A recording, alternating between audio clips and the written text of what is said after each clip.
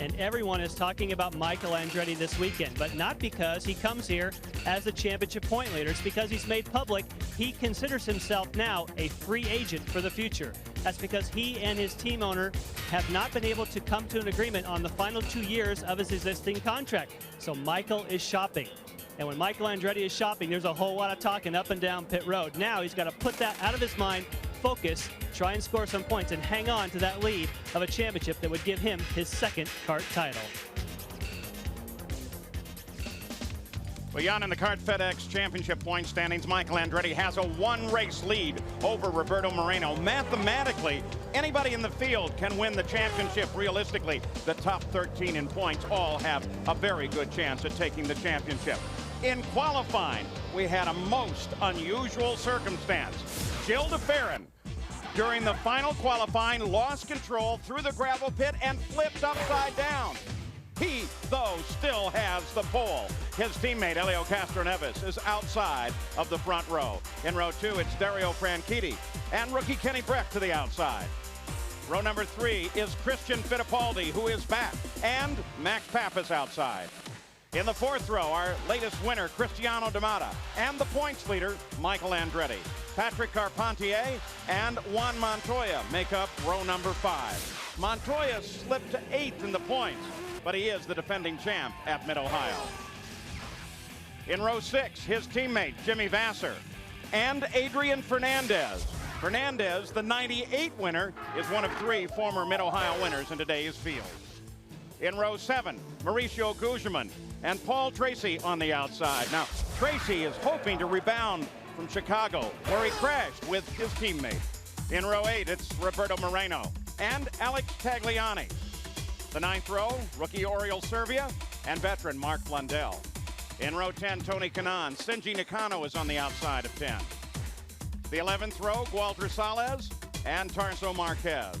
Mimo Gidley is inside of row 12 with Michel Jourdain Jr. outside and Luis Garcia Jr. alone in the 13th row. And in the competitive world of kart racing, the real key to all of this information is right down there in the fuel range. When do you stop for fuel? Well, you've got to go at least 28 laps to make this a 2-stop race, and that's what everyone's looking at. Here the track, very interesting, as we suggested, very challenging. The initial start will occur just past the kink going down the back straightaway. Primary passing area at Mid-Ohio is going down into turn 4. We've seen fireworks there before. This section is known as madness, and it is maddening because it just punishes the driver with the elevation changes. We've seen a lot of accidents over in turn 9. The other passing area we'll see is heading up into turn 2. Both places the cars reach a top speed of just over 190 miles an hour. But look at the elevation changes. From turn 1, the drivers climb 87 feet up into turn number 2. Then it's a long downhill of 103 feet down into that primary passing area of turn 4. Then it's up 12, down 20, up 12, down 10 until finally another change of up 12 coming into Thunder Valley. Finally it dips down 10, and then this corner is a flat left-hander that's blind to the drivers. Sometimes drivers will try to take advantage of the hump coming into the top of the carousel to put together that final corner. 320 feet total elevation change. So the drivers here fight not only the lateral G's, but the change in G-force from the elevations. On board with Mark Blundell.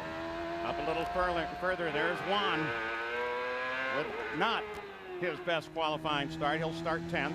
Max Pappas up starting in 6th. Now there's a story, a number of them brewing because of silly season. All the driver changes are now underway.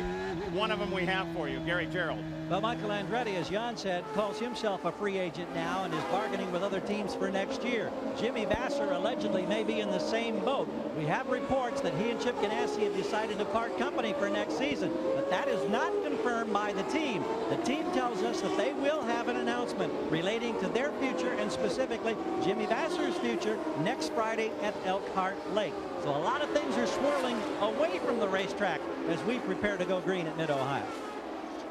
Part of the track that they call the keyhole. They start on the straightaway just out of the keyhole. They finish over on the pit straight. The Penske front row looks the green flag, and here we go. Castroneves makes a move early. The rest of the field slows down for a turn that has been very difficult in the past. Everyone through safely there. Penske cars leading as Kenny Breck Christian Fittipaldi as he gets very racy. Cristiano Romano right behind him. And then Michael. And we saw Montoya and Andretti side by side all the way through 4 and 5 and almost into 6. Coming into Thunder Valley, we've seen a number of incidents here during the course of the weekend. The cars are very light. Difficult to get that 900 horsepower down coming over the top, but look at the 2 Penske cars. They have been phenomenal all weekend long. Round the carousel, onto the pit straight.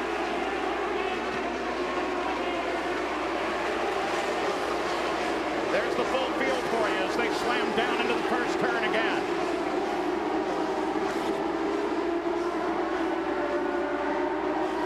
And as they passed our position, it sounded like one of the engines had already experienced a problem. One of the motors off on. We'll see if we can nail that down. Mark Blundell and Mauricio Guzman, the Pac West teammates, battled with one another. That's Tony Kanaan back behind Mark Blundell. Both powered by Mercedes. It might be Blundell that's got the problem if he can drive by him going down the back straightaway.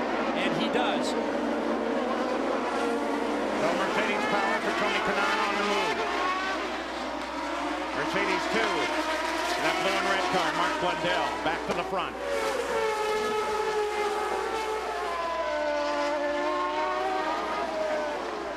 These 2 team cars 2 months ago here at a test, significantly faster than anyone else. Keep in mind, the Penske cars have not qualified worse than 3rd on any of the temporary or permanent road courses so far this year. All weekend long, you hardly ever see these cars slide, get out of shape. Everybody else working extremely hard. DeFerrin, Castroneves, very well within themselves and being able to pull away from the rest of the field.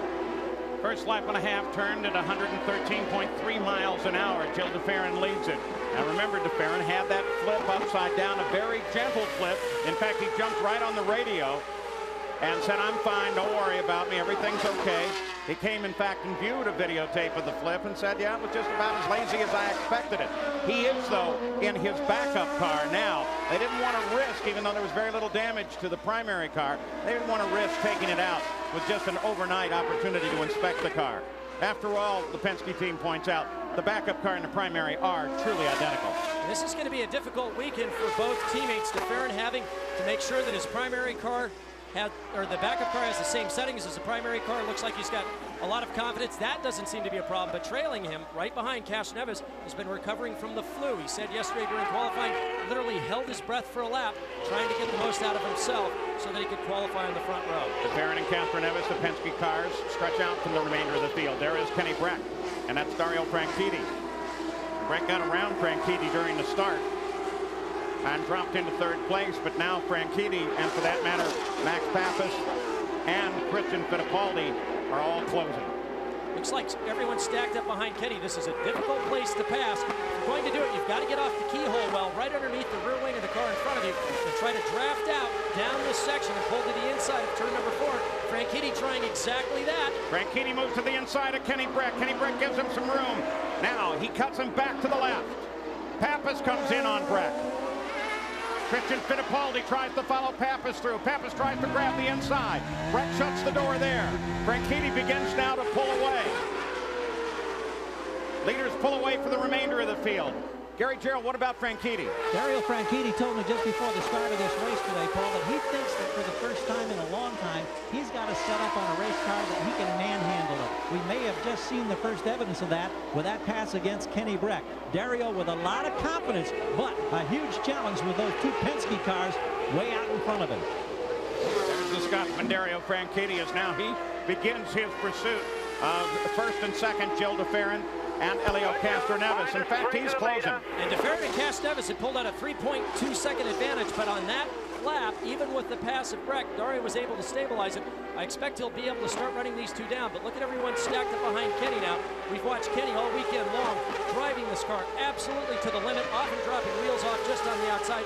There's no doubt he's driving as hard as he can. He just may not have the package to get the most out of the car with the current conditions. It's getting hotter, a little bit more humid.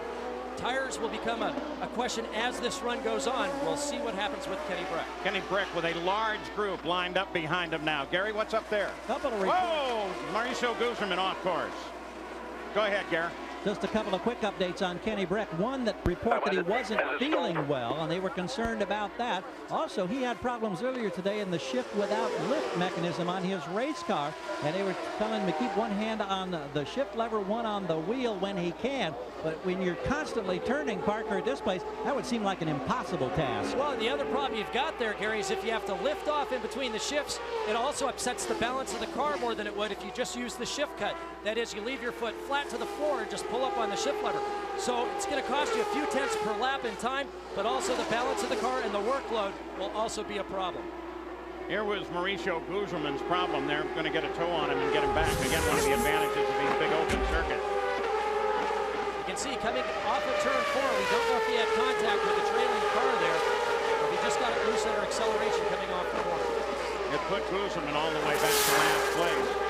Tony Kanaan just got around Oriol Servia, and in doing so has moved to 16th place. There's Roberto Moreno. And just an update, the engine that we heard that was off song earlier was Luis Garcia Jr., not Mark Lindell. Mark is still continuing.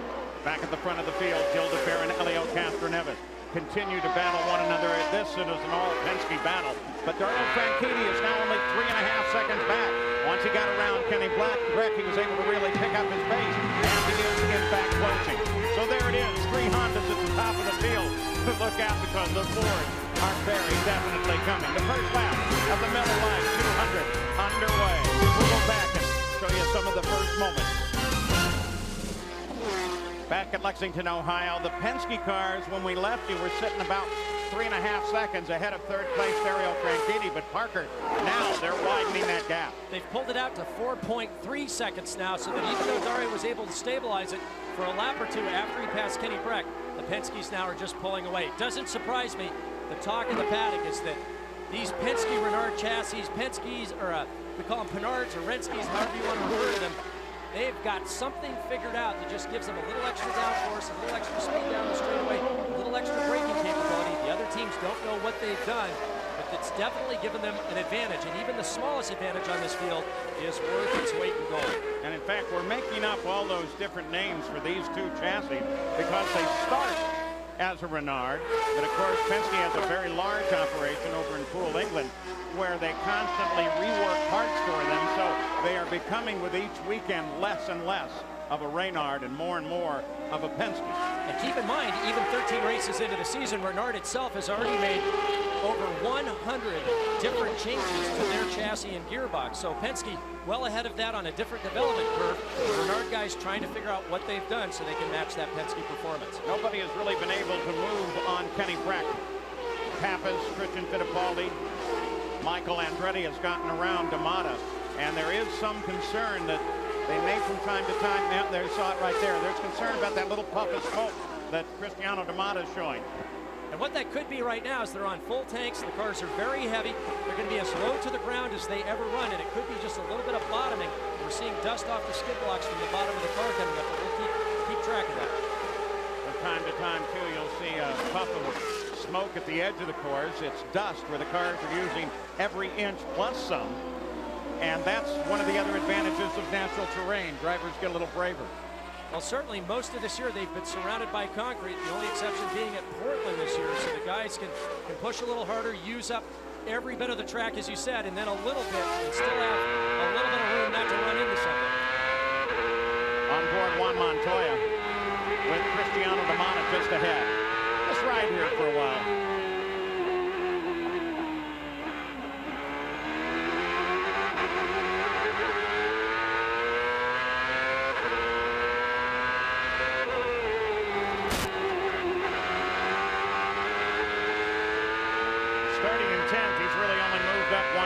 Currently in 9th.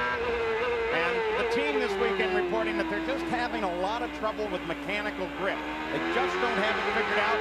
They said it was the same problem we had on the other natural terrain road circuit this year at Portland.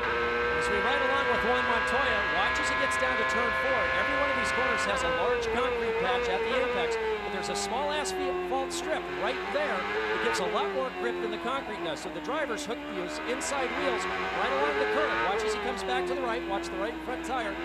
Right along. He used up the asphalt and the curb there. But they're trying to get every bit of grip that they can from this track. a look down from above. There's another big puff of smoke out of Cristiano D'Amato. There's the Honda Helicam view, which on these circuits too gives you a great sense of the interval. Gary Gerald. Regarding Cristiano D'Amato, just checked with Cal Wells, the owner of the PPI team, and he said, it's nothing. I said, so you're not worried? He said, no, not at all. But he didn't identify what it was. I asked him if he thought it was bottoming, and he just said, it's nothing, we're not worried about it. Parker, didn't look to me like bottoming. Well, every time I've seen it so far is when they're either just about at full compression, about ready to go over one of the jumps, or under braking. So I'm going to stick with that story for now until we see it down a medium speed straightaway where we don't get any bottoming. And this last lap, Paul, was his fastest race. So Cal Wells may have it dead on. And you may have it as the car gets lighter. That condition should improve, if not totally go away.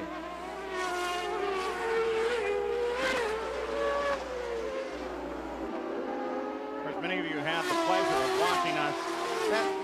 I got to tell you, that to me looks more and more like something off the exhaust. Well, my backup story is they get the fastest just before they blow up. So that's my backup story. Engine gets looser and looser, and then all of a sudden, kaboom. Back at the front of the field, Gil de Ferran, Elio Castro Neves. Then now a 4.6-second interval back to Dario Franchitti. And Franchitti's running all alone. It's another 5 seconds back to fourth place, Kenny Breck. And then everybody's lined up behind Breck. There you can see the intervals as they come down the hill. Dario Franchitti now 4.6 seconds behind Castro Neves.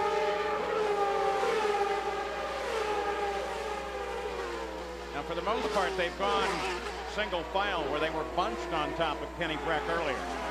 So now you're looking for a good opportunity or... Well, what's happened is the drivers have gotten into their rhythm now, and I think what they're doing is trying to make sure they're making the fuel numbers so they can make this a two-stop race. The other concern are tires, because as Max comes up onto Thunder Valley, the problem here is first it flies the front. The front end gets slight. You lose downforce at the front of the car. The front doesn't want to turn. Puts a lot of side load onto that tire. It grains the front tires. Then as the front hits, it digs in, develops downforce, mechanical grip. As they're trying to put 900 horsepower to the ground, it snaps the back end loose.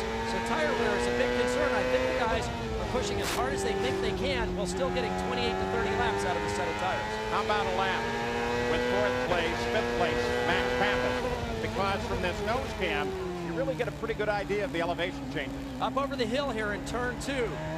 Some drivers in second, some in third. Upshift to fourth, then fifth, and sixth coming down here. They drop 103 feet. Top speeds reach just before braking, just over 195 miles an hour.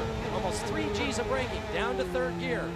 90 miles an hour through turn 4. They climb this hill. It's a 12-foot increase up over the rise. Once again, puts a lot of load on the tires, slamming the driver from side to side through this section known as Madness. Mark Blundell there is Carson Marquez, the Swift, the yellow and blue car, as he makes a move on Blundell. Tarso has been driving very, very hard in this car. Admittedly, the Swift chassis is undergoing a lot of development, and many think it's still not fully on. But Tarso, watch him, he will use every inch of this race course. I mean, all the drivers are driving very hard, but notably this weekend, every single lap, the drivers that you see working their cars with their hands moving are Tarso Marquez and this one, Montoya. But he hasn't lifted yet.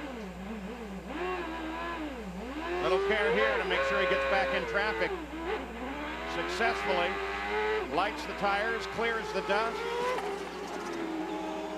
Dusty and dirty car. The problem there too is gravel pits. Okay?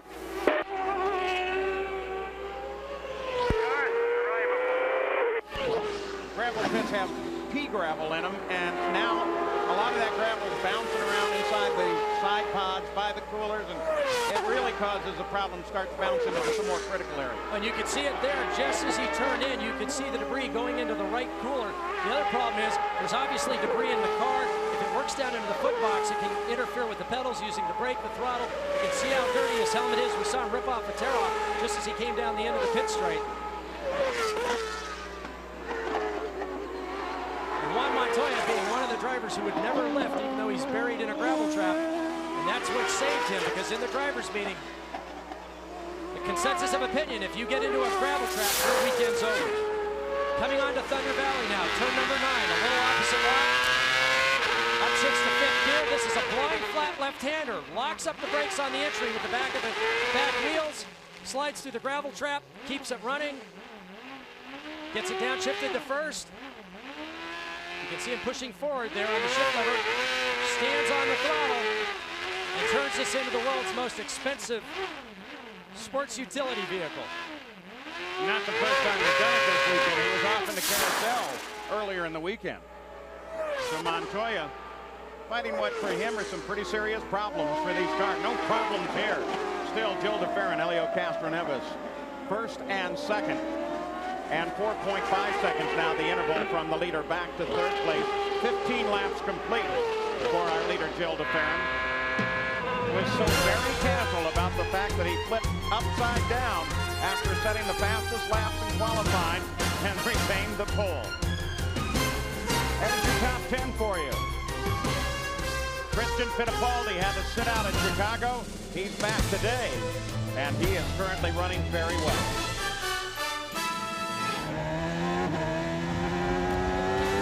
Don't forget that ABC Sports will present an NFL preseason special. Steve Air McNair and the Titans look to avenge last year's heartbreaking Super Bowl loss as they face the league MVP Kurt Warner and the Rams. St. Louis versus Tennessee.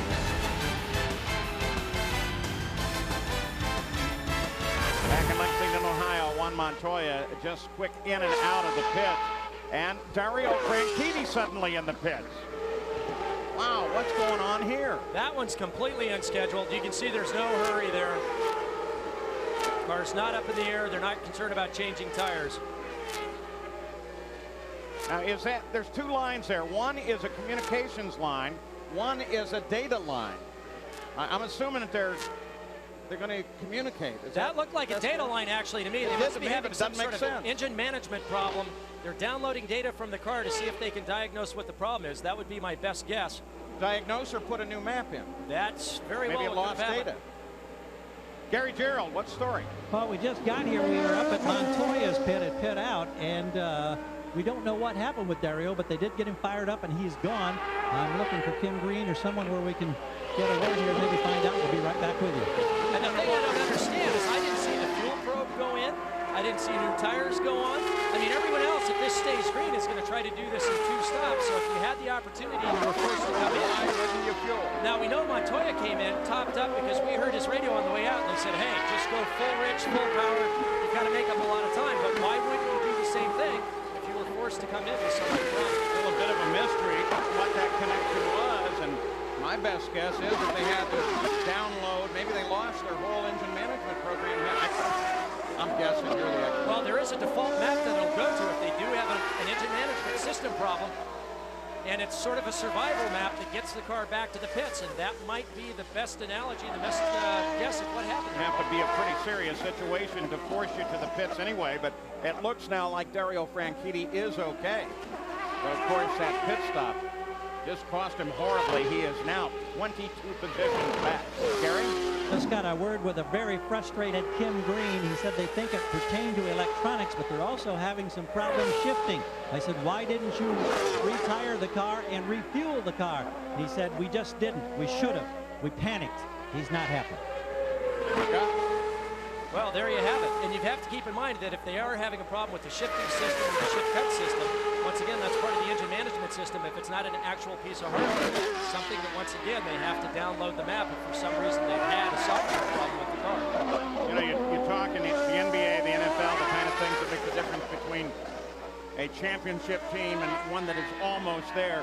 In racing, right there is the kind of little thing that can make the world of difference on that one race where the points might have counted and might have been a championship. But the NBA doesn't play with $1 million, very sophisticated piece of technology, and I think that's the big difference. Car on a court 2¼ miles long. They don't have the whole league playing in every game.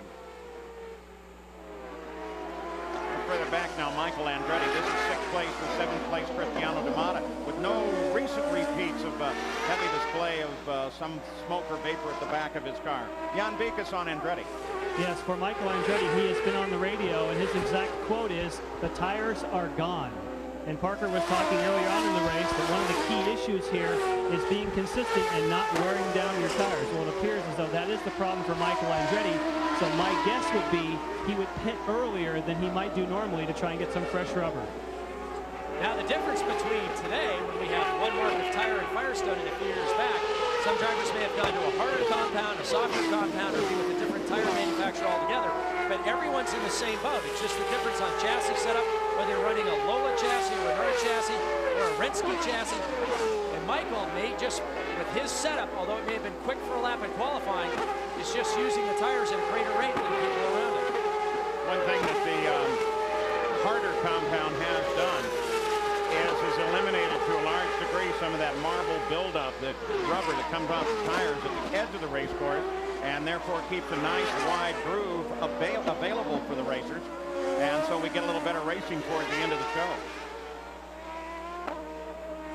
Let's go take a look at Dario Franchitti now, who just turned the fastest lap of the day. So whatever it was, it's fixed. But he's got a long way to go. Still 22nd place.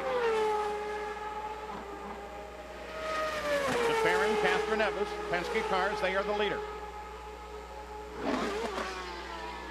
There you go. Look up the hill behind Dario Franchitti. A few laps ago, he was just behind those two by 4 seconds. Now he's just ahead of them by about the same interval. But it's a one-lap difference. And what Dario needs now is a full course yellow, not to come in at that point so everyone else does. That would put him back in the lead of the race. And then he just has to hope for the right combination of yellows as this race unfolds to get back into the thick of things. But he has to push extremely hard at this point, but keep in mind, he does not have fresh tires, and he's got the same fuel situation now as everyone else. The 23 laps complete. Still DeFerrin, the pole sitter, has led every one of those laps. His teammate Elio Castroneves. You can see the interval as they work their way through the carousel and on to the pit straight. Very shortly, we should see the teams start to think about their first pit stops on what's a very critical race for putting the pit stops right dead on time. We'll be back.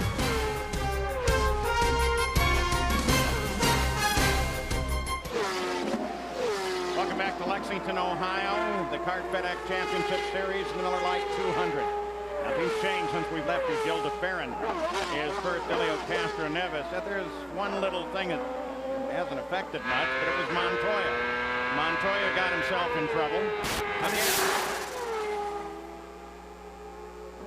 Coming down into turn one, remember Alex Zanardi went off in the same place a few years back with about the same results. The difference is Alex was able to charge back up through the field. I don't think Juan Montoya's got the car underneath him today. Look at that thing buck. Wow, how did that look on board? We're going to show you. But just like Alex, it looks like he got away with it without any substantial damage. If I had gone off there, I would have done multiple barrel rolls and been on fire. Watch this. He's 3-4 feet up in the air at some points here. The world's fastest Humvee, I think, is what it is. Nice plow job, too, in the countryside of Ohio. And that just kept him in the same lap down that he has been all along. Franchitti back to the pits once again. So whatever they thought they solved, and this time at least they fuel it, they put some tires on, and I don't see any other moves. So this becomes an even greater mystery. One of the power plant engineers. Line speed up, switch your rain light off. Heard him tell him to shut his rain light off and saw the red light at the back of the car between the uprights and the pillar of the rear wing go out. Gary, what's going on with Cristiano D'Amata? We had reports earlier. Yeah, he's got a report that he's lost apparently the numbers on his dash, and of course you get all kinds of information there. I'm sure Parker can address what's happened now to take Cristiano out of his comfort zone if he doesn't have that information there. Cristiano D'Amata currently 7th, and we are going to keep track of what's going on with Dario Franchitti. Jan and Gary are running back and forth in the pits. A lot of action early. Well, the numbers that'll be missing on the dash are things like segment times, speed at the end of the straights, fuel targets, but that information can be relayed to the pits. Really, the critical thing that he needs are the LEDs that run across the top of the steering wheel that tell him when he's just getting to the point that he needs to shift. As soon as those start working, you can see Dario now, big problem, just pulling offline. He knows that he's out of it, letting the people on the lead lap through. but after a driver's driven a course for just a short amount of time, you know where you need to shift. You know what the sound of the engine is when you need to pull the handle. And with the problem where the two green cars got together at Chicago, and now this problem here for Dario today, this is becoming a critical situation for Dario Franchitti. Gary, what's the latest? Well, the crew is about to go over the wall for Franchitti, who continues to have shift problems. I believe he's having to shift manually, doesn't have the shift without lift. We also heard a convoluted report that there might be a problem for Paul Tracy. We haven't pinpointed that. We eyeball his crew on the other side of the split. They stay on this side of the wall looking up track. So a lot of things happening all at once. We get more information, we'll try to bring you up to speed. They got a glimpse or two of Paul Tracy just ahead. He is an 11th. We're watching Roberto Moreno right now, and we want to kind of look at Moreno's wing assembly. We want to look at the whole car, really. We had a report that the left front nose wing had some damage on it. There's something there left front. Yeah, you can apparently see contact when Mauricio Gugelmin. Yeah, and I think that was the cause of Mauricio Gugelmin's off going down into turn 4. You can see the left front end plate is broken just on top of the main plane there. He's going to lose a little bit of downforce, maybe pick up a little bit of drag, but that was the cause of Mauricio Gugelmin's problem. And Paul, according to my fuel calculations, we've got about 3 to 5 laps before the round of pit stops should start, and that's when all the action and all the passing should occur, because right now, as we see on the track, some of the drivers are getting quite loose and are having tire problems. Michael Andretti just comes through one, heads for the keyhole. Jan Bikas. Yes, and Michael Andretti has been on the radio, and we believe he may be in trouble. He says he is losing power. The team feels it may be a boost-related problem. Meanwhile, Gilles de Ferran, our leader, the tires are out on pit road. Any moment, he'll be here for his first service. Now there's a problem further up the pit road as Franchitti has stopped at the crest of the hill. And the fact that there is a hill Stay in the pits car, Dario, confounds till we things. tell you to get out. Stay in the car till we tell you to get out. Kim Green talking to him as the crew is there to try to push him back toward home. Other cars going in and out of the pits, Jan. And Gary, our leader, is here. He has his tires. It's off the jacks. It's simply waiting for fuel. He has his eyes focused on Roger Penske. He's turned 12.65 seconds. That is a good number. Now his teammate is going to try and beat it. Dario Franchitti's crew finally gets him pushed up and over to the edge of the pit. Pretty dangerous when the rest of the cars are pitting. Leader has been announced. Helio Castroneves now takes the lead. Gilles de Ferran pitted on the 29th lap. Here's Cristiano D'Amata, 29. What do you think of that number? Well, they only have to go 28 to do it in 2 stops. What they're looking for, obviously, is a full course yellow to try to take advantage of that and gain track position with the pace car. Nice overhead view from the PPI pits. Cristiano D'Amata, latest winner in the series, goes back into the action. I didn't see anything that would indicate they were too concerned about the car in those reports earlier. Jan Bikas. Helio Castroneves slides a little bit coming to the marks, but he was close enough to where the fuel is going to reach. Watch Britt. Boy, that seems quicker than the Ferran. It was. That was 11.7. That's nearly a second faster than the Ferran. And the pass for the lead could have happened right here. We'll monitor Castroneves as the Ferran comes up Thunder Valley into the carousel. Kenny Brack, who comes into the pits in 3rd place. While he tried to race here in Barber Dodge, he really didn't have a chance to do it. So he's making his first pit stop in his career at Mid-Ohio. Gary? We expect that they'll take out a half turn of front wing after they complete the tire changes. Helmet cam right front. There's the return. Out of the way. He finally gets out of here. Just over 13 seconds on my clock, and a thunderous exit it was. We could see the graining on Kenny's front tires. We don't know what the wear pattern looked on the rear, but obviously he had gotten as much as he could have out of the Firestone. Christian Fittipaldi through the keyhole right behind Kenny Brack. 31 laps now complete. Helio Castroneves. The next time we'll have a clear understanding of how he and Gilles de Ferran sit to the rest of the field through the carousel. And all I have to do is look out the window. Castroneves has taken control of the race in the pit stops. De Ferran now 5 seconds behind Castroneves. Michael Andretti and Max Pappas both in, Jan. Yes, and Michael Andretti is pitted on a slope here, so they're going to change the 4 tires. And then Mike Solis, who changes the left front. Watch Jimmy. Wait a minute. Watch Jimmy. Gary, 11.5. Watching now as we await Michael going by. Pappas being held, waiting for the fueling. His reps are up. He goes 12.5. He's in front of Michael by a car length as they exit the pits. Oh, good call. Pappas gets out just ahead of Michael Andretti as they come back up to speed in the action. Course has been full course green all the way for the 32 laps that we have run. First pit stop now coming to a conclusion. Helio Castroneves on the pit stop assumes the lead of the race from his teammate. Gil de Ferran does so with just a blindingly fast pit stop. Just before we cut away, you saw Max Pappas' hand come up in the air. He wasn't signaling to Michael, simply taking a tear off. Distracts the driver behind you if he throws it at exactly the right time in the right place. Here the battle for 10th place. Christian Fittipaldi is all over the back of Penny Brett.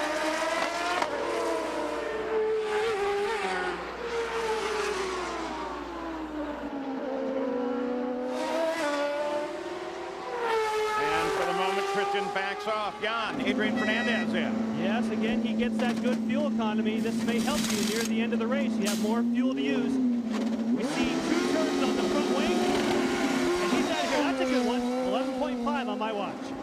Oh, we're seeing some great stops. There's Patrick Carpentier coming out as well. That's on the 32nd lap, their 32nd lap of the race that they come out.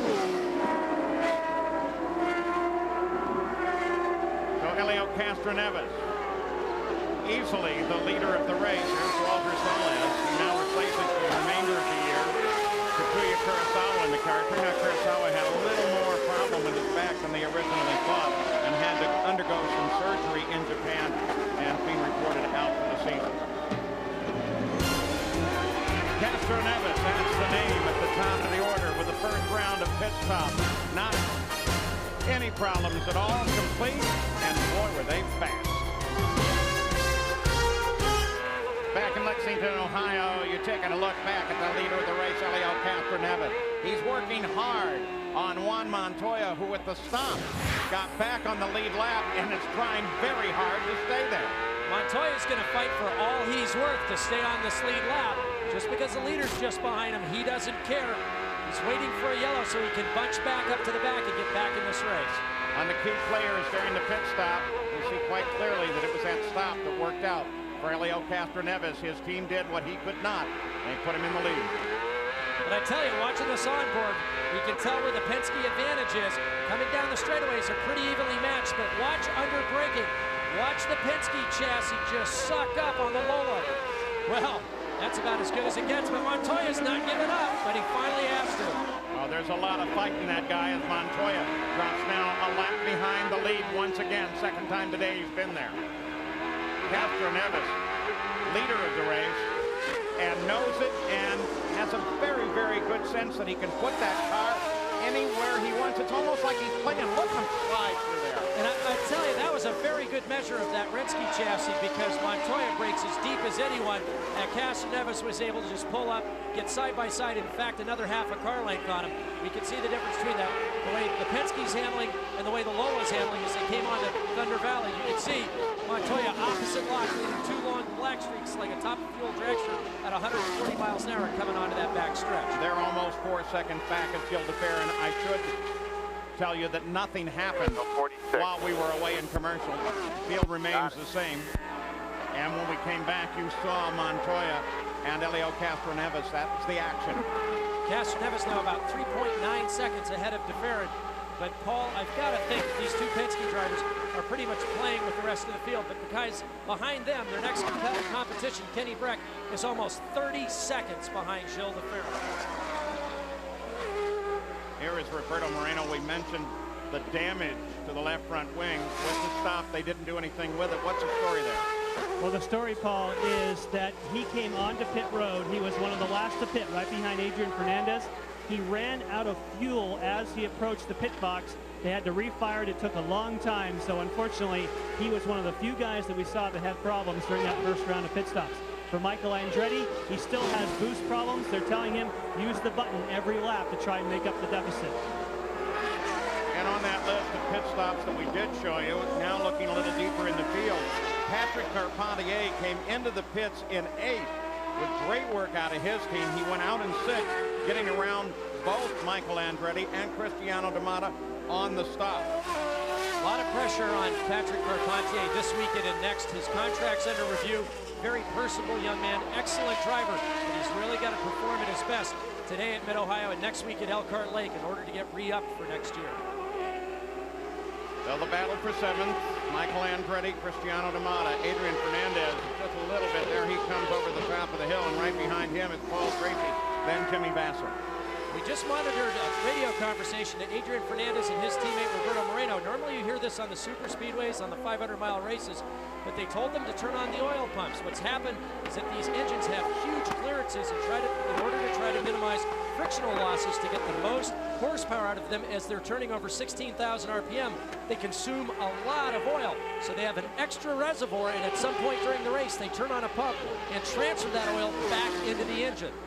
Helio Castroneves now working some slower traffic. Walter Salas just ahead of him. Gary, I would assume that in the Penske pits, they're feeling pretty good. Well, it's interesting, Paul. We've told this story before, how when there's a situation where the Penske drivers are trying to get around lap traffic, they usually send big, tall Pete Twitty up pit road to try to lobby with other teams. Well, the Penske team is at pit entrance. Montoya, who was trying to stay on the lead lap, is at pit exit. Twitty went all the way up the hill, clear to the pit exit, to talk to the Chip Ganassi team and see if they could get by. Elio and Gilles both get by Montoya. I said, did you have any luck? He got a big grin in his face, nodded his head yes, and went off toward Walter Salas' team. And Pete's a great, big, imposing guy. That is Pete. He was just over at Walter Salas' team. That's a negotiator. Yeah, he's about 6 foot 1,000, and he can walk right up to the owners while they're sitting in their pit boxes and be eye to eye with them.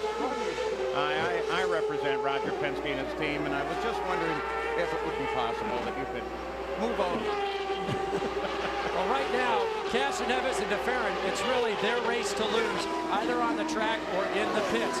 These guys are in excellent command of this race. You can see they're driving hard, but leaving small margins coming off of the corners, so not locking up brakes. They're taking care of their tires, driving very neat, very tidily. You see there's no opposite lock from the drivers coming off the corners.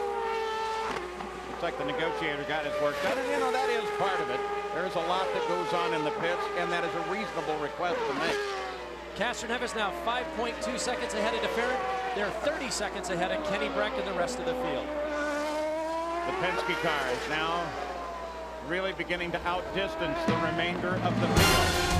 Helio Castroneves works on 39 laps, 83 the scheduled distance, but with Kenny Breck, Ford has now moved into the top 3 behind the 200. Our mobile update today deals with the Indy Lights Championship action in the Dayton Indy Lights Series that was run a little bit earlier today. It was an action-packed day on this 2¼ mile layout at Mid-Ohio. Big crowd, ideal weather conditions, starting the second half of the championship season. There were incidents throughout the 34-lap event, and when all was said and done, it was Townsend Bell from Southern California adding his name to the list of those who've won in the past at Mid-Ohio. 10 years the Lights have run here, 10 different winners. You can see all the action of the Indy Lights Series from Mid-Ohio tonight on ESPN2 at 11:30 Eastern. Paul? As the Kart FedEx Championship Series continues with 43 laps complete for Helio Castroneves, Gilles DeFerrin is still about 11 seconds back. The Penske cars continue to dominate. 14 laps since the last stop for most of the leaders, so about halfway to what should be the second and final pit stop. We've had no major off-course excursions that required a full course caution, so we've been clean and green the entire way, with Castroneves last time around turning a lap at 118.428 miles an hour. Some of the key players in the points battle in trouble. Juan Montoya, Dario Franchitti, Michael Andretti, all suffering some little problems. In some cases, like Montoya and Franchitti, big problems that have kept them from being anywhere near the top 10 of this action. Right now, Michael Andretti 6th and 7th place.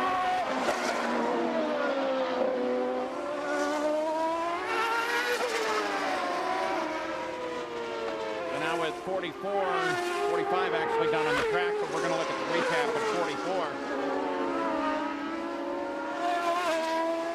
19 17 miles an hour for an average. That's pretty spectacular here. Montoya once again. Trouble seems to be very, very big this time, Gary. Yeah, I don't know where he is, Paul. You could identify the spot on the course perhaps, but we are told he has run out of fuel. And even if he was close to pit road, it's an uphill climb. No way you could coast to the pits. This could end it here today for Ron. It looks like he's off the outside of turn 6. Driver's left, and that's a long haul back up to the pit lane. 28.5 laps since his last stop. And if he doesn't make it, this could be his 8th DNF of the season. Exactly. He is not going to make it. He's climbing out of the car right now, Gary. That takes us back up to the front of the field. This is second place to Farron. Michel Jourdain Jr. just ahead of him. Jourdain Jr. is a lap down. Even though Castro Neves hasn't been feeling well, he is steadily pulling away. I think at the opening stages of the race, he was just biding his time behind the Farron. Was glad to pace himself there, but now that he's leading this race, he's extended it now to just over 14 seconds on that lap. Even with the flu, with not feeling well, and this is the worst place in the world to have some sort of physical ailment because this track just beats the bejeebers out of it. Battle for 12th. That's Tagliani, the blue and white car. They had Tony Kanaan working on him pretty hard. Mid-Ohio is usually the start, the ceremonial start of what in racing they call the silly season. That's the time when they begin talking about the trades for next year. And it is so rampant here this weekend that it's not even worth going into half of them. We mentioned what we know to be fact, that Jimmy Vasser, in fact, has been told that he will not be back at Target Chip Ganassi next year. Watches Castro Neves works his way around Roberto Moreno as the leader runs in traffic. But there's so much going on, you almost have to put a 15-minute date light on it to see where that rumor came from. And the rumors started about a month ago regarding drivers, engine manufacturer movements, and also chassis.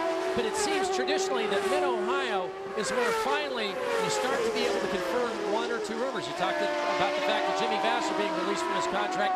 Once one domino moves, then everything starts to happen. But today, in particular, from the PR people, hospitality, the crew guys, and I can only say... More patience. He's not our friend, okay? That guy's not our friend.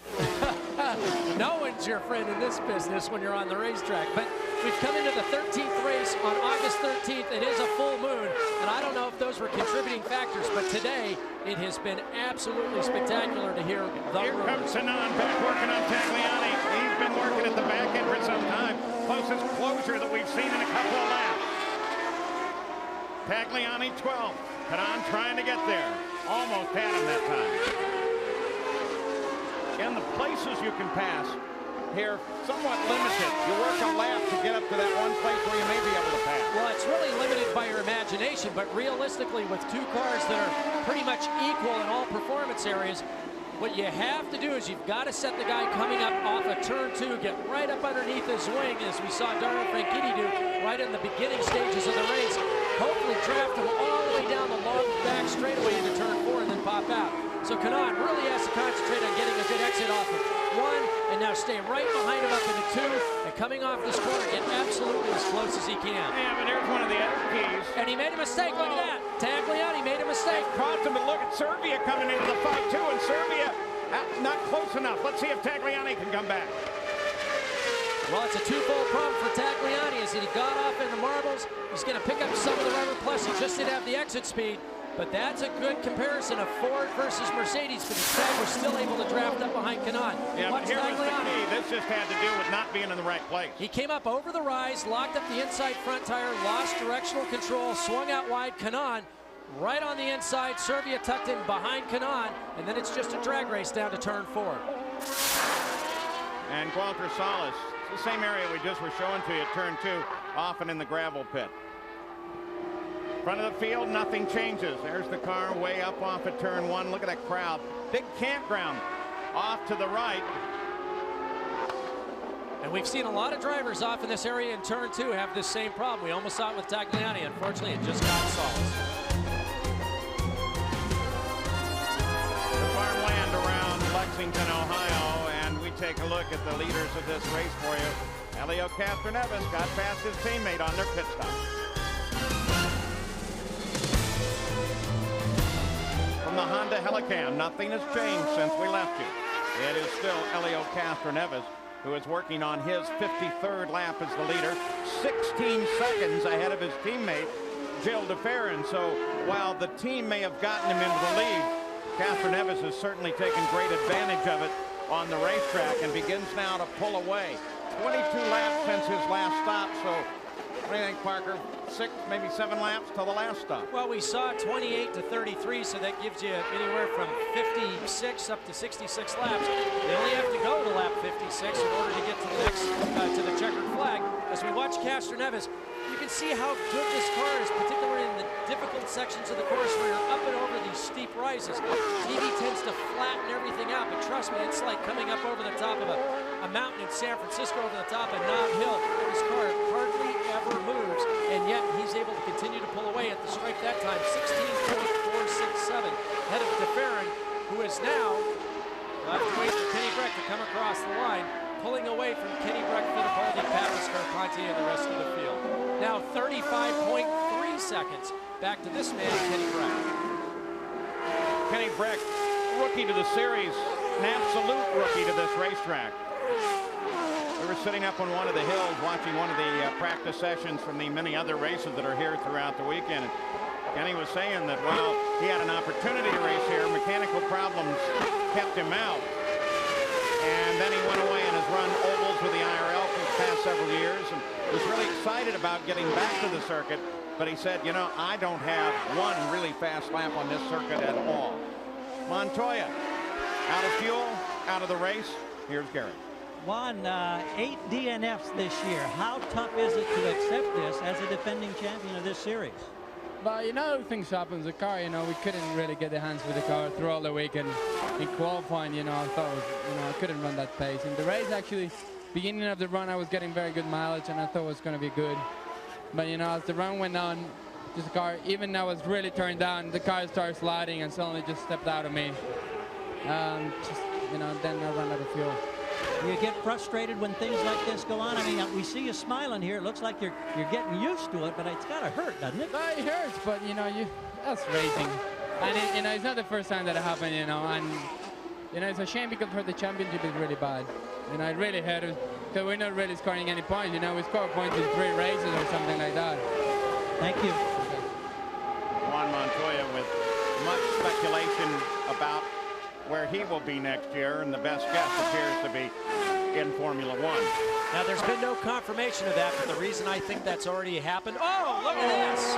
Jimmy Vasser.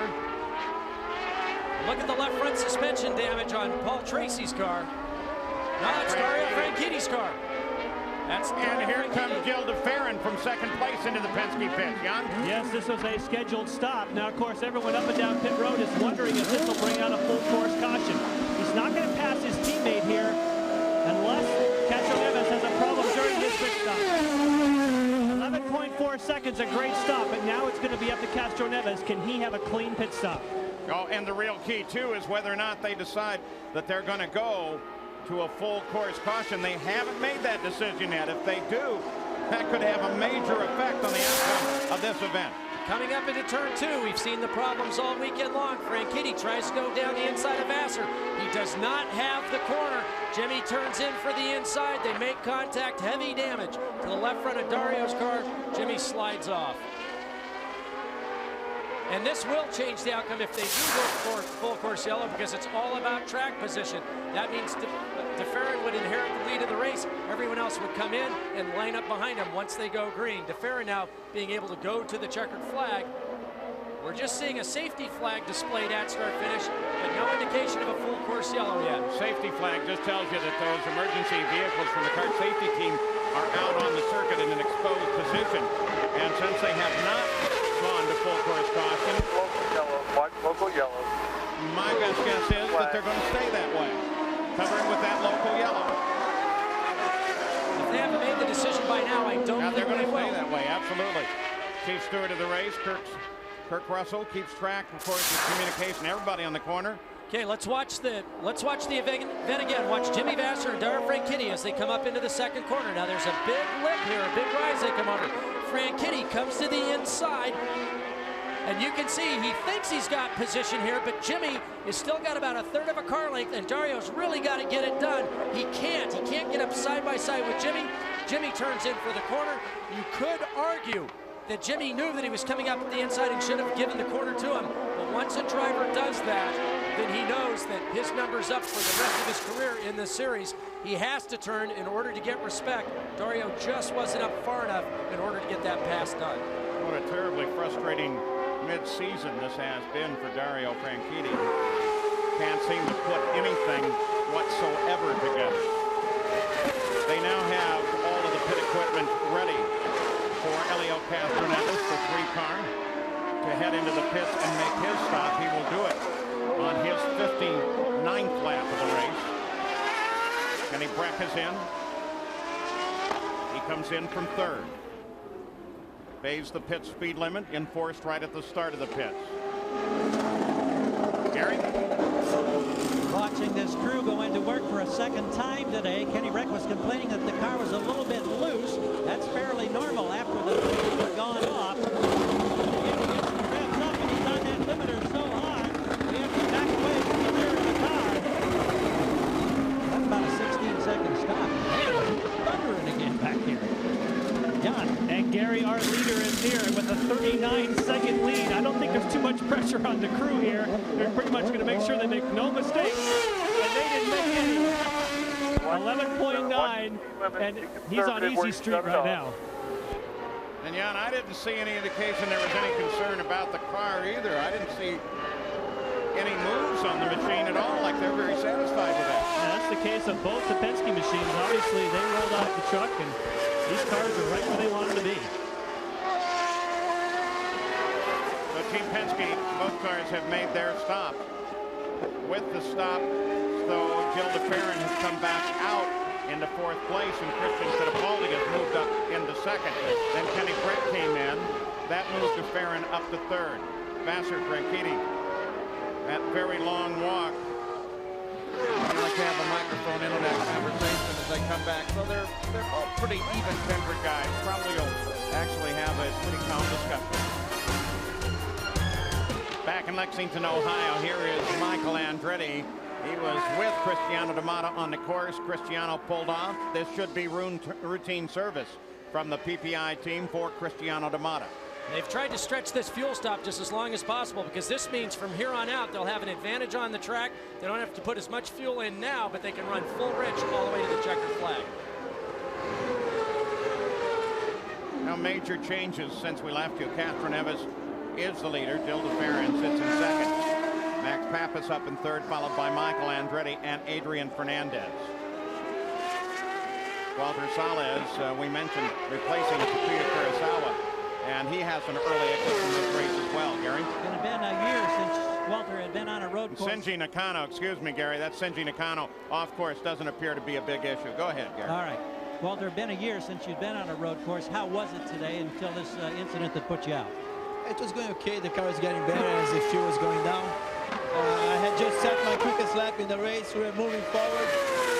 I was getting a little tired, to be honest, after like, I don't know, 50 laps without yellow. You know, it's been a while since I driven. But hopefully next week in Elkhart, we're going to do the job all weekend long. Thank you very much. We go to Jan. Andretti's in, Jan? Yes, he is. Michael has the tires. Watch Timmy. Wait a minute. Watch Timmy. Mike Sullivan. Go ahead. Go. 11.8 seconds, but now we're going full course yellow. That's not good timing for Michael. I think he's one of the last guys. Maybe Adrian Fernandez will be the guy who picks up an advantage here. Well, exactly, Jan. He may have been totally caught. I guess it's Shinji Nakano that is the concern. Roberto Moreno comes in the pits as well. Patrick team lays out for Adrian Fernandez, but just all of a sudden they came out with a full course caution, which will slow the field and put them lined up behind the pace car. Patty Hughes, the driver there from right here in the Columbus, Ohio area. But it's kind of strange if you didn't go full course on the other. You just have to assume that Nakano was in a far more dangerous position. And if you're this driver, Helio Castroneves, this is the worst possible nightmare you could have. He had pulled out nearly a 20-second lead on his teammate DeFerrin. and to have that all evaporate under a full course yellow can be heartbreaking. Helpful for Max Pappas, who comes in from third, Gary. Yeah, we're going to say if there's a beneficiary to this, it may be this man, Max Pappas, who gets his final service now. He had been listed in third place. See how much ground he can make up under the bottom of the yellow. Let's go back down to Jan. Adrian Fernandez, wow, that was under 10 seconds for Fernandez. Beautiful stuff. Adrian Fernandez came in from fourth place. So with that sudden display of the full course yellow and the bottling up that will occur behind the pace car, the complexion of this race changes drastically. We'll be back. Now, Shinji Nakano was the reason that we went under the full course caution. Over in the carousel, he got off the circuit, and that's a pretty dangerous place to leave car and driver. So the safety team came out. They hooked him up. But one of the things you don't want is for the strap to get caught around the wheels. What you have to do as a driver is keep braking with your left foot to make sure that you keep tension on that toe strap. He let a lot of slack get into the line, went underneath the left wheel, underneath the wings and the body. And while he didn't have damage from the off-course excursion, the toe pretty much ended the day for Shinji Nakano. At the same time, Tarso Marquez pulled the Swift off the edge of the course. It was him 13th. But now his day is done as well. So we still sit under the first and only full course caution of the day, with Castro Neves as the leader, followed by DeFerrin and Christian Fittipaldi. Some interesting fuel action as well. We'll talk about that when we come back.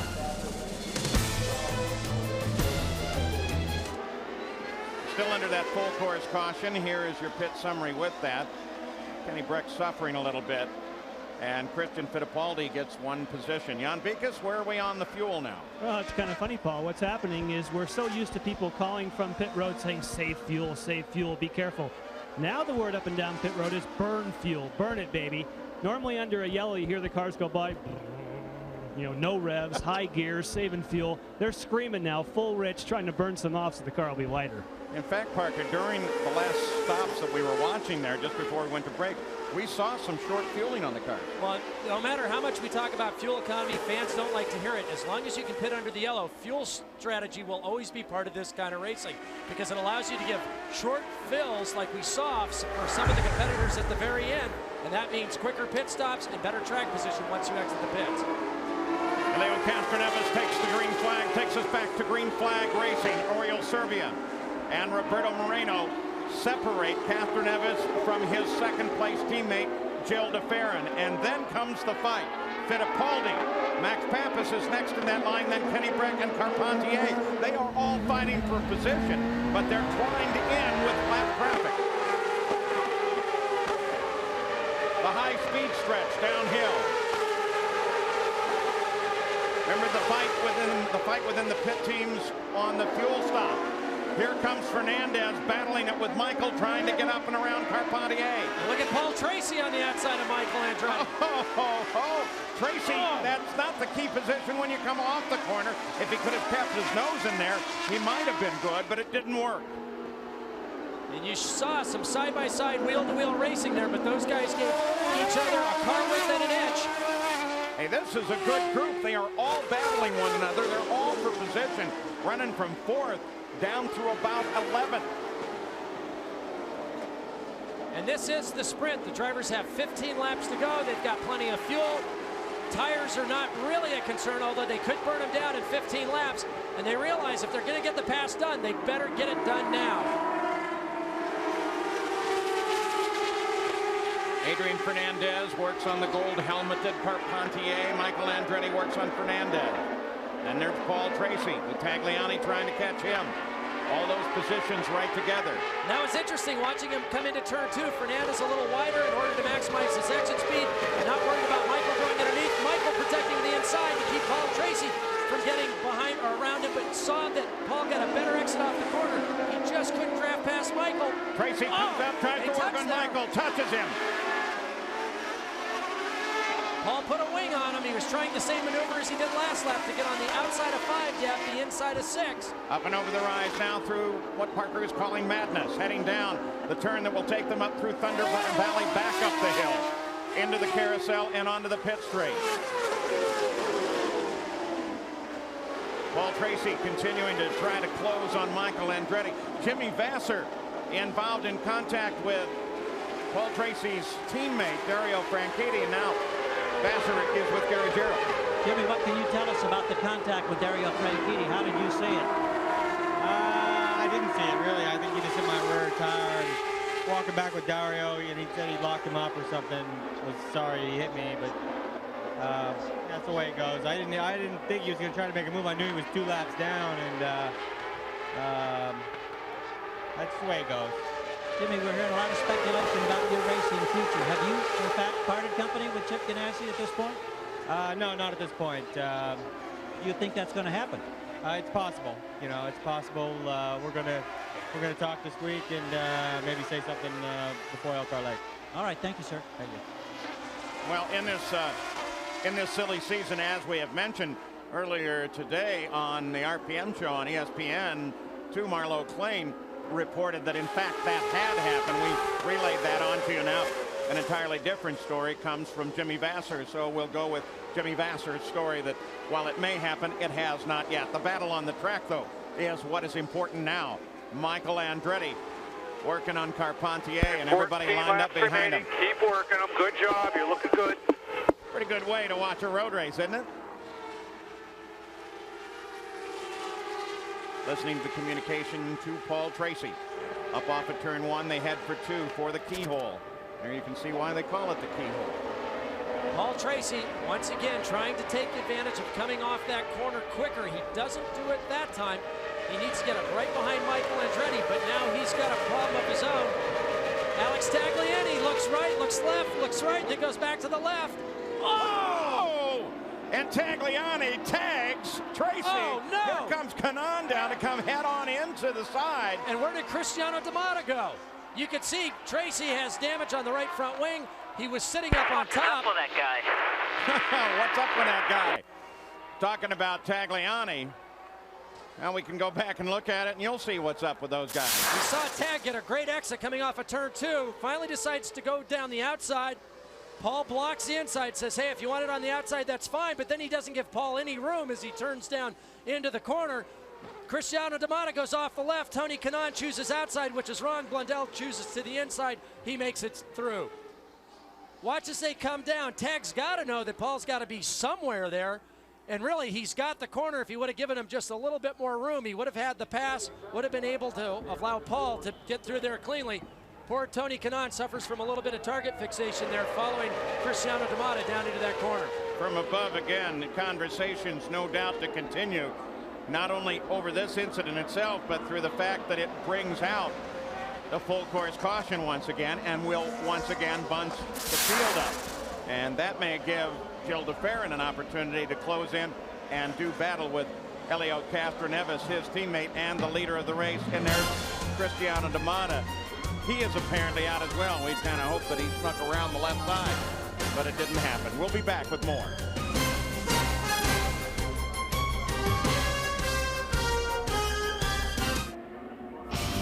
Back in Lexington, Ohio, you want to wrap up everything motorsports related. RPM tonight is the place. 11 o'clock Eastern, 8 Pacific tonight. Tomorrow, special time for RPM tonight at 6:30 Eastern. So make sure you're adjusted to that special time. Now we're under the full course caution. And the reason, of course, is contact coming down the hill. Well, the rules change when you make a pass on the outside. Remember, it's the responsibility of the overtaking driver to pass safely. Now watch Tagliani. He looks to the right, looks to the left, goes left. You've got to assume when you're overtaking someone on the outside that the guy on the inside has gone as deep as humanly possible. You've got to leave him a lane on the inside. Tag cuts across Paul Tracy's bow, causes a spin because Paul's got his feet down on the pedals just as hard as he can trying to get this thing stopped. Cristiano D'Amato unfortunately goes off into the trap. Kanaan makes contact. From Mark Blundell's point of view. Thank you very much, gentlemen. I'll take those 3 spots and I'll be on my way. A couple of cars out. Cristiano D'Amata, Paul Tracy is out. Interestingly enough, Tagliani continued on. Tony Kanaan came in for a nose job, and he'll go back out. Gary Gerald? With Barry Green. Barry, at Chicago, we talked about your drivers getting together out of the race. Totally different circumstances. Both men now knocked out. How do you deal with this kind of frustration? Well, you know, it's certainly not a great weekend for Team Cool Green. You know, Dario qualified really well and was running well, and we had some little electronics glitch in the car, and that put him way back in the pack, and he was trying to make something happen, and unfortunately got together with Jimmy, which was unfortunate. Paul, we didn't qualify well, and finished up down the back when we started, and you know, he was running a good race. Got a little loose, I think, coming out of the tight turn there, leading onto the straightaway. Tagliani got a good run on us, and unfortunately they got together. But you know, just a few laps to go, we're in the points, and not a great day for us. All right, we'll see you next week. A lot of disappointment for team owner Barry Green under the full course caution. This is the way they are lined up. It looks like we're probably going to come back to about a 10-lap dash to the finish, with the whole field bunched up together. Castro Neves, DeFerrin, Fittipaldi, Pappas, rookie Kenny Breck, and Adrian Fernandez. They'll be in line. Back in Lexington, Ohio. Look at Helio Castro Neves.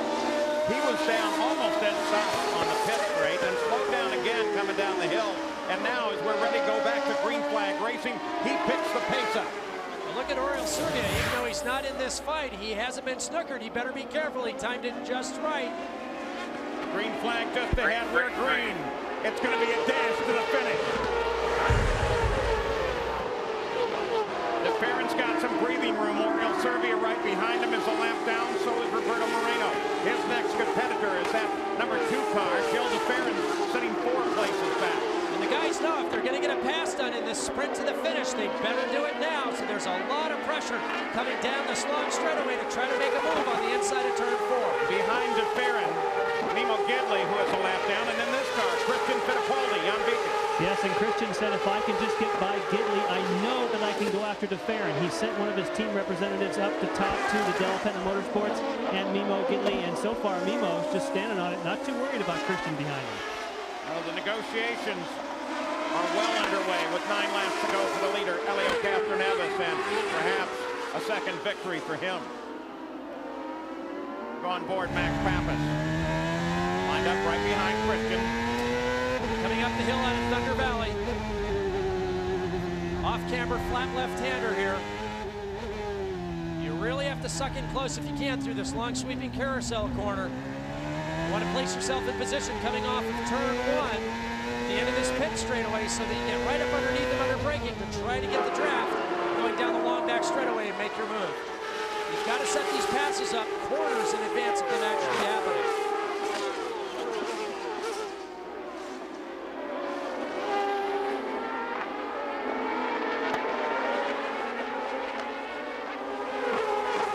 Back through the rest of the field. There's Carpentier. And we had picked up a radio transmission. He was just behind Jourdain, who was not a factor on the lead lap. The Bettenhausen team said, Patrick, today's your birthday. Happy birthday. He'll pull over and give you an early birthday present. Got Michael Andretti working at the back of the car. Parker, a quick update on Carpentier, another radio transmission. He says he's got a power problem on that car. He's very frustrated there right now. Team telling him to just try to hang on and keep going. But now with just 8 laps to go, it's still a pretty long hanging on because this is such a big circuit. Because it is, you know, CART has the best safety team in the business with the CART safety team, but also to handle a course like this, you have an enormous volunteer organization. Most of them come from the Sports Car Club of America, and both of those come from Lake Erie Communications, Lake Erie Flagging and Com. A couple hundred of those come out, take time off for work and everything to make sure that the event goes well. And I'm proud to report I'm a member of that group now. They let me flag down on the first corner this weekend. Gave me a whole new appreciation. I always knew their job was taxing and dangerous, but much more so than I ever imagined. Look at Fittipaldi. He's cleared Gidley, and now it's just steadily closing on DeFerrin. Fittipaldi, who sat out the race at Chicago because he lost consciousness during a accident impact with the wall in practice on Friday. Now he is back with a vengeance. Jan? Hey, Paul, you know, in yesterday's show, you were talking about Gilles de Ferran being Mr. 100, getting the 100th victory for Penske and the 100th pole for Firestone. Well, maybe today is number 50. Driver number 50, Helio Castroneves. It'll be the 50th win for Honda if he stays right where he is. Good point there. Helio Castroneves leads it. De Ferran is in second place right now. And for Team Penske, very interesting numbers. Remember those years that we have watched Team Penske struggle after being so powerful and so dominant in sport. And this year alone, we'll take a look at that on road courses alone this season. If there's any question that the Penske organization is back with their 2 new drivers, there's the evidence. And even with the depth of their engineering and personnel departments, you would think that with a new chassis, a new engine, and 2 new drivers, it would take you some time to ramp up. These guys have done an unbelievable job, especially considering that this year is the most competitive it has ever been in history. It is so much more difficult to qualify in the top 10, even the top 15, let alone to run at the front consistently, and they've been able to do that. 77 laps into the book, 83 to left.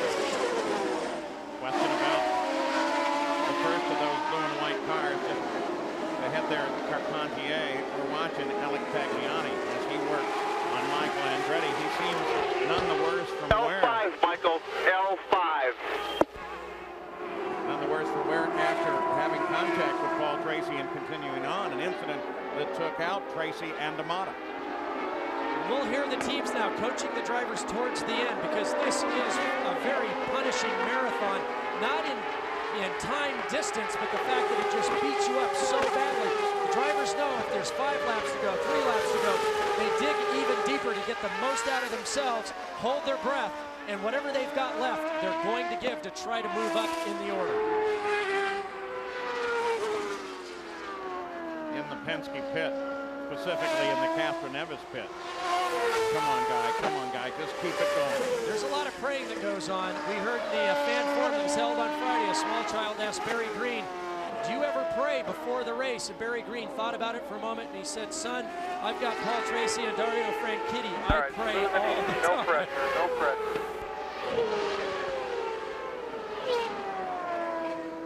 Castroneves now 4.2 seconds ahead of Gilles de Ferran, just now coming into your picture, coming off the first quarter. And Castroneves, who had built up that huge lead, has got exactly what he wants, a couple of slower cars in between himself and the second-place car. Even though it's his teammate and they are friends, they are competitors on the racetrack. It's an ideal situation. It gives you a little bit of breathing room to just keep the interval back to Serbia and hope that you've got enough of a gap so that if you encounter any lap traffic, it really shouldn't be a problem with so few laps to go after that last restart, that you can take up any slack that occurs and comfortably get to the checkered flag. De Ferran, Fittipaldi still there, but doesn't seem to be quite as aggressive as he was. You saw the leader come through. Serbia is not on the lead lap. Neither is Roberto Moreno, just behind him, so that provides some additional pad between Castroneves and his teammate, the second place Gilles de Ferran. But you can see De Ferran with Fittipaldi closing a little bit as they come onto the pit straight. Still a lot of coaching going on over the radio. Drivers being told they're doing great, that they're turning the race's fastest laps, that the guy in front of him is losing his tires, that he's not handling well. Anything to encourage the guys, to keep the guys right on top of their game in the last few laps. Interesting contrast between first and second place and the team drivers, Castroneves and De Ferran. De Ferran, longtime veteran, very steady head. Even Rogers standing pretty still as they keep track of their cars in the pits. You wondering how this one is going to come out. There's a lot of pressure on the pit crews through those pit stops, but once the fueling and tires are changed, once the adjustments are made, at this point, everything is on the driver. Talk about the steadfast and veteran aspects of Gilles de Ferran. While the leader of the race, Helio Castroneves, young, somewhat emotional. Runner up to Tony Kanaan in the Lights in '97. Scored his first victory this year. works out 6 days a week. You can tell it. He's very, very fit. Of course, most of them do. I would say now all the drivers are that way, Paul. They all train very, very hard, and one of the reasons they do is because of the grueling test of this particular course. They target this race in particular for their training. 2 laps to go now for Elio Castroneves. Look at there. That's 1-2 finish. 94 with Tracy and Little Al.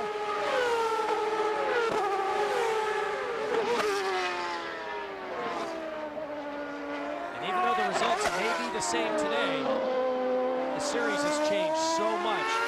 Not to diminish the accomplishments of what Team Penske was able to do then in 1994, but this is just an enormous achievement in front of this very, very competitive field. Something pretty dire is going to have to happen for Elio Castroneves to lose this lead.